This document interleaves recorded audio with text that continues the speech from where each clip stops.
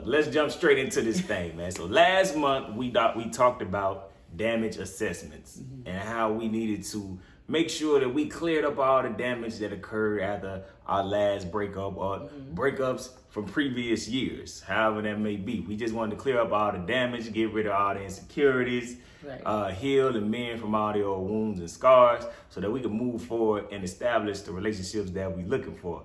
So this month, what's the topic? We're going to deal with something that a lot of people have trouble with when they get out here and they date. What's the topic? So you did the damage assessment, right? So now you're ready to get back out there. So this month we are going to be talking about your dating criteria. Right. What criteria do you use to choose a spouse, right? Because when we're out here dating, you know, it's difficult to say this one, not that one, not this one, because feelings get involved. So we're going to give you guys some principles to use when you're out there dating to figure out how you should be choosing your spouse. All right. It ain't just about he has ambition or she looks good or she can cook and clean. That type of, even though if that's what you want, look, don't get us wrong.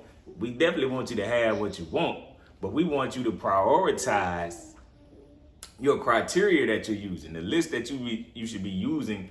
We're going to give you your first two options. These are the two most important options. I mean, the most important criteria that should be on your list when you out here dating and look, getting to know people, that type of thing. So these are things that you need to be looking for, checking off these boxes, and then everything else falls in line. Because if they don't have these two things we're about to talk about today, all the rest of this stuff you got on your list is irrelevant. Right. And it should make it very easy to make some decisions while you're out here dating. So you're not wasting your time, because that is the key. That's the goal. Not waste our time while we're dating, because we're out here trying to be from single to spouse and we don't have time to waste. So we're going to jump into these criteria. And like Daryl mentioned, there are two. So the first one we're going to start with is, what are your core values? Your core values you have to determine prior to you getting out there on the dating scene, because they're going to be highly important to make sure that you're aware of while you're dating, so you can make sure that the person that you're dating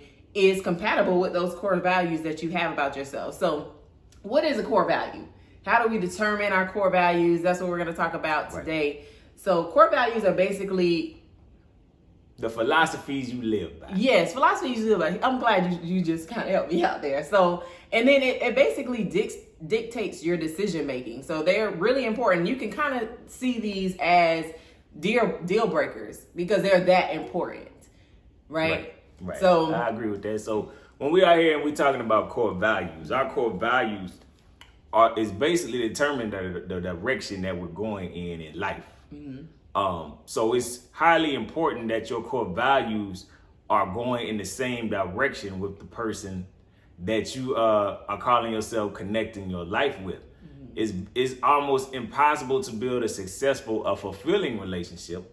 I ain't gonna say you can't last, because some people just stick around in miserable situations, but they lasted.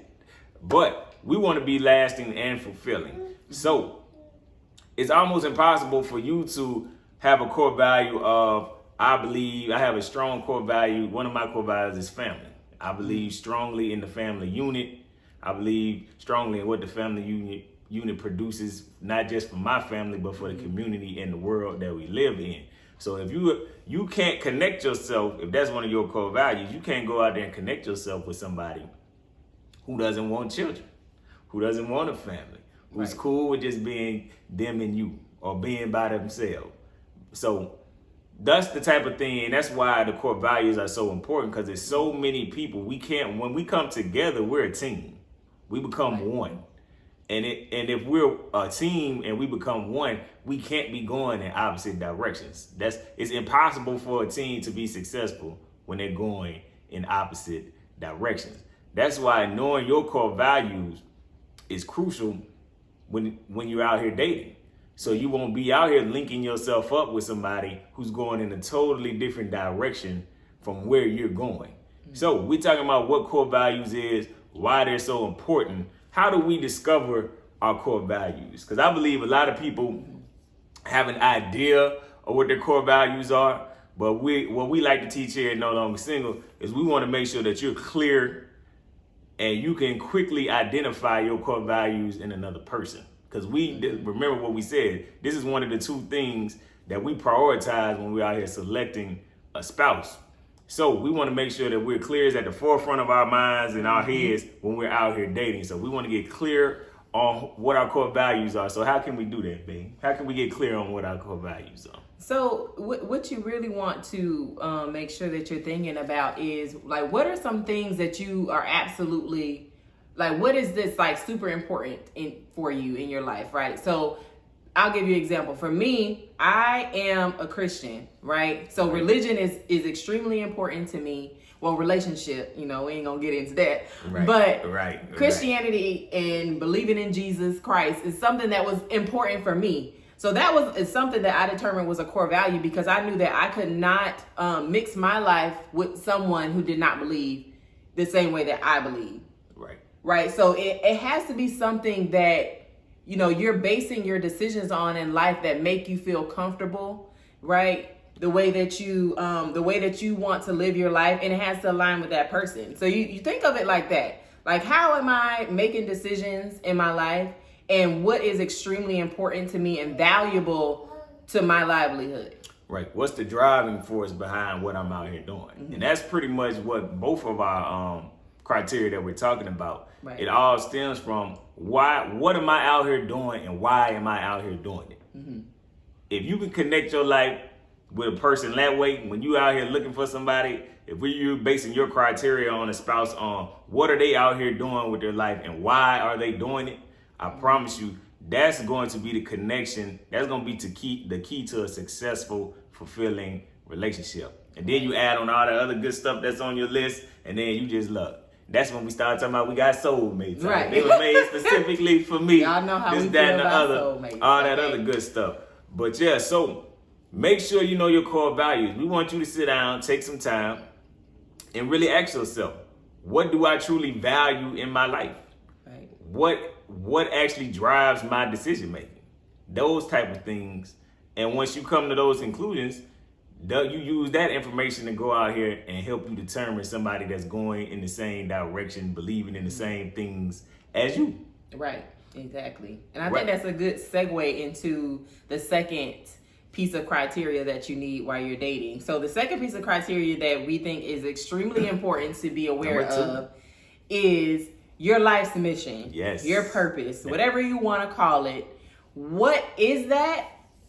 And we're going to teach you how do you utilize that when you're trying to choose a mate, right? So the first thing is, how do you even determine your purpose? Like, how do you do that? Right, life's mission. That's a huge thing. If you've been around us for any amount of time, you've heard us talk about what's your life's mission. Right. And that's basically, we believe that your life's mission is the reason that you were created. We believe everybody on this planet was created for a specific reason. God gave us all a specific skill set, a mindset, the capacity to accomplish the thing that we were put on this earth to do. And that is and once we are able to learn what that is and operate and function in that on a day-to-day basis, that in return is what brings us all the fulfillment in life that we're looking for. Right. That's why our money is, that's why our bag is, like our health, our relationships, business relationships, friendships, peace of mind. All of that is tied into accomplishing and walking out your life's mission. So this is the number one criteria on the list, because true fulfillment in life comes from fulfilling your life's mission. So with that being said, what that have to do with me linking my life up, and I'm talking about trying to find a spouse. Your spouse, knowing who you are and what you're trying to do with your life and accomplish with your life, should be the main factor in determining who you link your life up with. Right. Because we can't fulfill, if you link your life up with somebody that's not going to be able to help you fulfill your life's mission, what's the point in that? And we definitely don't want to link ourselves up with somebody that's going to prevent me from accomplishing my life's mission. So, because remember, the fulfillment comes from fulfilling that mission. So when I'm out here, I know who I am. I know where I'm going and what I'm trying to accomplish with my life. Now, when I'm out here and I'm meeting people, I'm learning what their life's mission is. Right. Does it now align with where I'm trying to go? Again, are we going in the same direction? Is the reasoning behind what they're doing, does it align with what I believe? So that's the two major things. So Dominique, the question I want to present to you is, how do we learn our life's mission? How do we figure that out, what that is? Because a lot of people are walking around here, and this is one thing I say all the time when it comes, especially for men, because we talk about, we all hear the issue about men not settling down, they don't want to commit. And we always hear people telling women to do this, this is how you get chose, this is how you get wifed, all that type of thing. And I honestly, truly believe, if we taught men to pursue their life's mission, a lot more men will be married. Because once we know who our life's mission is, and we run into a woman that can help us accomplish that life's mission, we're not going to let her pass us by. I promise you. So, look, my remedy to the lack of men settling down and committing is, we got to teach men and young boys from a young age. We got to figure out what our life's mission is, and we got to be about our mission. Yeah. Because there's going to be a woman out there that's going to help you accomplish that. And a good way to determine that is to think about, okay, the things that I do in my daily life that are important to me, you ask yourself why. Why do I do those things? Like, what's the driving force behind me doing that, right? And a lot of that stems from just your life's experiences, things that you've gone through. Because to be quite honest with you, your life is kind of a trajectory of like, God is preparing you during your life to reach that purpose that he created you for, right? So you go through different situations, you experience different things, and those things will be kind of a key point to where your purpose is, where does it lie, right? So I'll give you my example. For me, when I was growing up, what is your life's mission? So I'll tell you what, my life's mission is centered around helping women build self-confidence, right? And the reason that I determined that was my purpose in life, because I realized when I sat down and I thought about things that I experienced, things that I went through, I realized that it was so funny how I have been building myself up. Well, I'm not gonna say but God has been building me up to support this purpose, right? So as a child, I went through a lot of different things that I dealt with as far as just beauty. How do I feel about myself on the inside? How do I present myself to the world in a way that I am proud of, and that no one can put their societal things on me to make me feel less than, right? So as a kid, I have two sisters, and I'm the middle child, and I was totally different from them, right? They're lighter skinned than me, and I grew up in South Florida, so being thick was a thing, right? I wasn't thick, I was super skinny. So I had a lot of insecurities that I was dealing with. Not, girl. You think not? That I was dealing with as a child. And the crazy thing is that I spent a lot of time kind of talking to myself in my mind, like preparing myself to deal with the realities of the world. How do people view me, and how do I view myself, and how do I just get more confident in who I am, the way that God made me, right? So it was weird how I did it, because it's something that a lot of people, I feel they struggle with throughout life. But for me, it was something that I dealt with as a child. And as I got older, it just made me more confident in who I was. And so thinking back to that whole process, I didn't even realize I was going through that at the time. But as I get older and I realize, wow, there are things that I just won't, that I won't, what's the word I'm looking for? That I won't stand, or that I won't tolerate from people because of the work that I did as a child. And now, because I was able to do that, now I can help push other women to that point in their life where they know that they get so confident in themselves that they could conquer the world in any situation. So that's how I determined it, right? So I thought about that. Why did I go through that process? And what do I do to try to figure that out, right? Right. So that was a piece of my purpose. Yeah, another way you can, I think that's a great way to start. So one of the questions I like to present to people when we're talking about discovering what our purpose is, our life's mission, is I like to ask, if time and money wasn't an issue, you had all the money in the world, you had all the time to do whatever it is that you wanted to do, what is it that you would be doing? And a lot of people like to say, man, I'm going to be chilling on the beach. I'm going to be relaxing, da-da-da-da-da. And that's cool. That's not your life's mission, though. Because believe it or not, none of us were put on this planet for just ourselves. We were all placed on this planet. Our life's mission is always going to be bigger than us. We were put on this planet for each other and for the people that we're connected to. So if you have this mindset of thinking that if your whole life is all about you, you in the wrong. I'm gonna just tell you straight like this. We need to reset that mind and rethink what it is that you're out here doing with your life. Because you're not living to your maximum potential if you out here just living for yourself. I promise you, you're not. Life is a lot better when there's a community involved and you out here blessing and impacting the lives that's connected to you. So let's get that started from the beginning. That's a great point to mention. Your life's mission is always bigger than yourself. Right. So when I asked the question, if I had all time and all the money in the world, what would I be doing, man? I would be instilling hope in everybody that I connect to. When I say hope, I come from a place where not a lot of opportunities present themselves to people all the time. So, and I believe if you hang around me long enough, you're going to believe no matter what situation you're in, I'm gonna give you some type of inkling of hope that, man, I can get out of this, or I can beat whatever situation it is, whether it's a financial situation, whether it's a relationship, whether you came to us and you was like, man, I don't think I ever get married or ever find a relationship. You hang around me and Dominique long enough, you're going to begin to believe and you're going to have a little bit of hope that, man, I actually can do this. So that's really what my life's mission is. I feel like my life's mission is to instill hope and inspire hope in people. And that's what I do. I unlock hope in individuals that's connected to me. And the way that I do this, and this is another point I wanted to make, a lot of people mistake their passions for their purpose. Passion and purpose, they're tied together, but they're two distinct things. I'm gonna give you a great example of what I mean when I say passion versus purpose. So I'm passionate about, let's just say I'm passionate about music. Okay? My music, what is the reason, what am I trying to accomplish through creating music?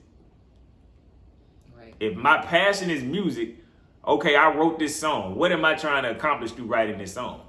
Am I trying to, Dominique, is she trying to give women, empower women, give them self-confidence? Is it me? In my case, if I wrote a song, I would write a song that's going to try to inspire hope and unlock hope in people. The outcome of what I'm trying to accomplish, that's my life's mission. The avenue in which I use to accomplish that life's mission, that's my passions. So with me, I inspire hope. I'm passionate about a lot of different things. I'm passionate about financial freedom.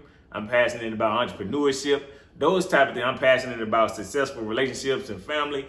I now take all of these things I'm passionate about and I use them as avenues to accomplish my life's mission. But everything that I do, it ties into my mission, period.